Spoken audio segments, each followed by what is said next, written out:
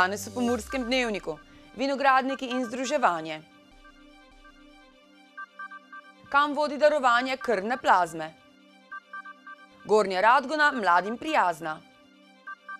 Na pokopališču izkopali več min. Vreme, jutri sprva pretežno oblačno.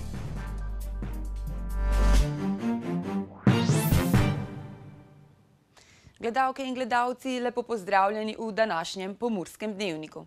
Letina je bila dobra in tudi vina bodo odlična, kot že dolgo ne, se strinjajo vinogradniki in vinarji.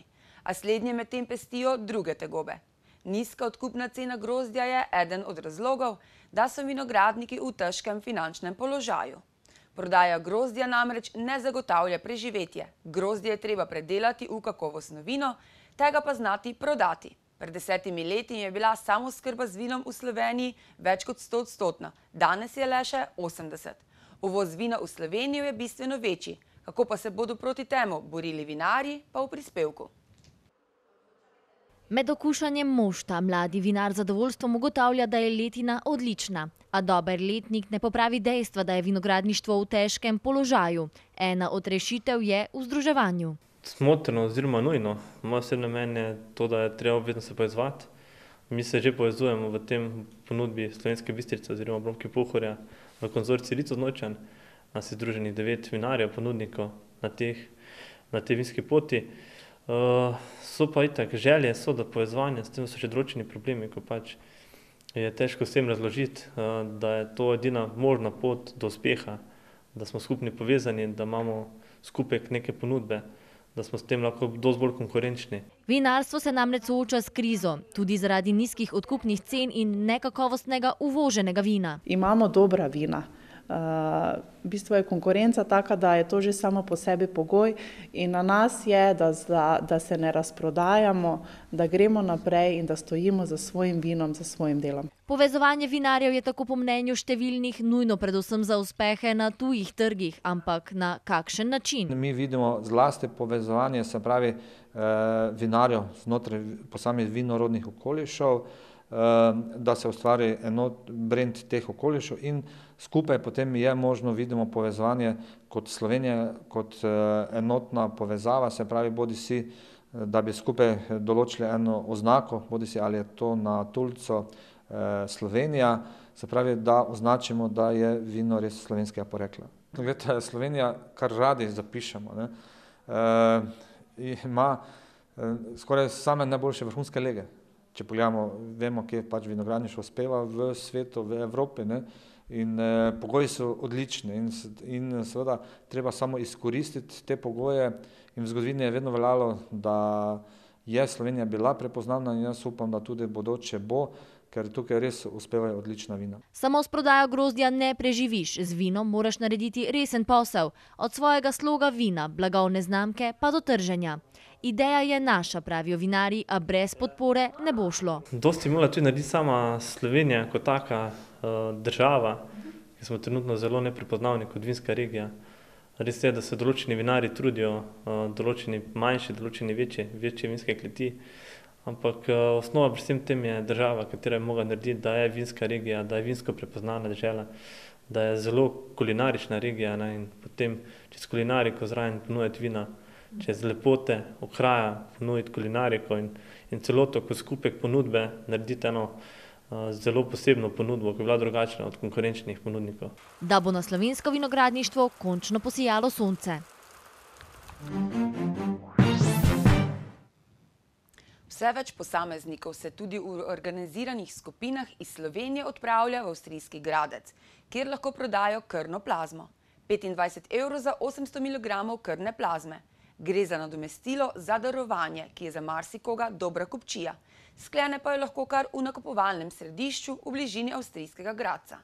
Predvsem za tiste v kočljivem socialnem položaju.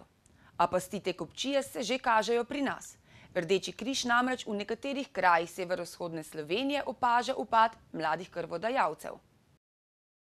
Kolegi na terenu, s katerimi smo seveda Rdečem križu v dnevnih stikih, že opažajo, da je predvsem ta severovzhodni del Slovenije mogoče nekoliko manjši obisk krvodajalcev, vendar kljub temu akcije ki jih izvaja Rdeči križ Slovenije, potekajo nemoteno normalno. Torej, v Sloveniji imamo ta trenutek še zmeraj dovolj krvodajalcev, ki delujejo za naše potrebe slovenskega zdravstva in zaenkrat ni nobene drame ali panike iz tega področja.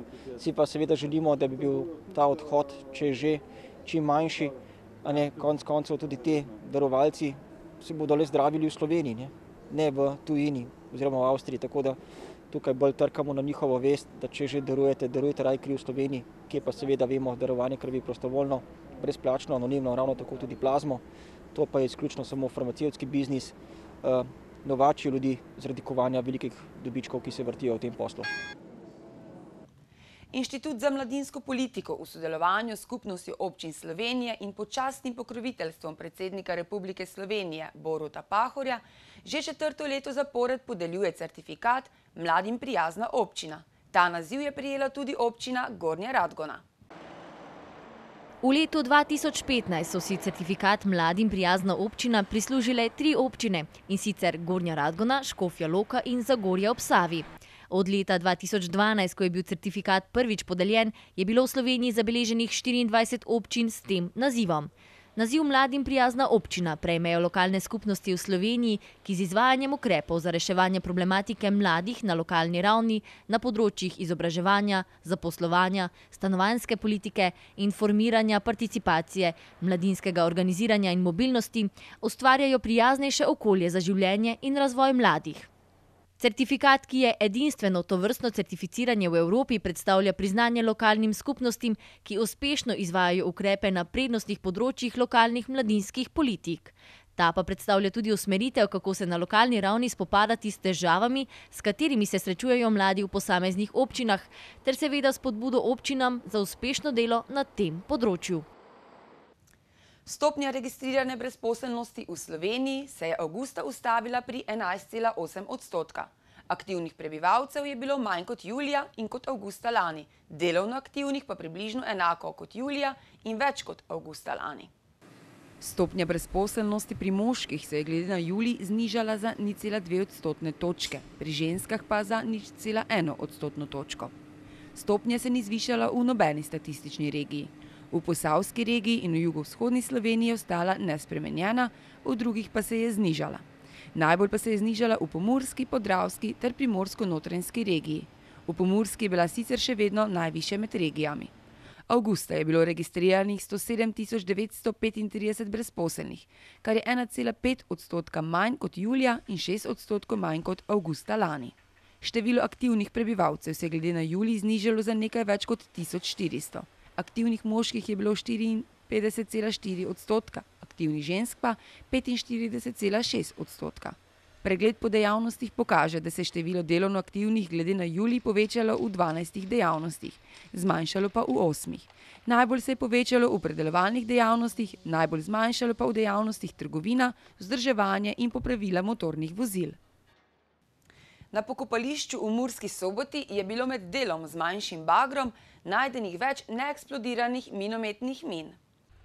Uprava Republike Slovenije za zaščito in reševanje je sporočila, da je bilo na pokopališču v Murski Soboti med delom z manjšim bagrom najdenih več neeksplodiranih minometnih min. Območje je zavarovala policija. Delavci so nekaj min nevede izkopali, nekaj pa jih je še ostalo v tleh. Koliko je min in kaj se bo z njimi zgodilo, bo jasno po prihodu enote za varstvo pred neeksplodiranimi ubojnimi sredstvi. Jutri bo sprva zmerno do pretežno oblačno, zjutraj in dopoldne bodo rahle krajevne padavine, več o vremenu pa v nadaljevanju. Tudi danes smo imeli oblačen dan s padavinami in temperaturami okrog 12 stopinj Celzija. Opoldne ste v Krinskem parku Goričko namerili 11 stopinj, v Radencih in Murski Soboti 12 ter v Lendavi stopinjo več. Jutri bo sprva zmerno do pretežno oblačno, zjutraj in dopoldne bodo rahle krajevne padavine. Popoldne bo po večini suho z obdobji sončnega vremena. Najnižje jutranje temperature v vzhodni Sloveniji bodo v Murski Soboti in Mariboru 7 stopinj, najvišje dnevne pa se bodo gibale okrog 13 stopinj Celzija. V nedeljo bo zmerno do pretežno oblačno in po večini brez padavin. V ponedeljek bo oblačno, občasno bo deževalo. Temperature v naših krajih se bodo v prihodnjih dneh dopoldan gibale med 3 in 5 stopinjami, popoldanske pa med 11 in 13. Toliko smo vam pripravili v današnjem Pomurskem dnevniku. Za več informacij obiščite našo spletno stran www.tvideja.si. Z nami bodite tudi jutri. Nasvidenje.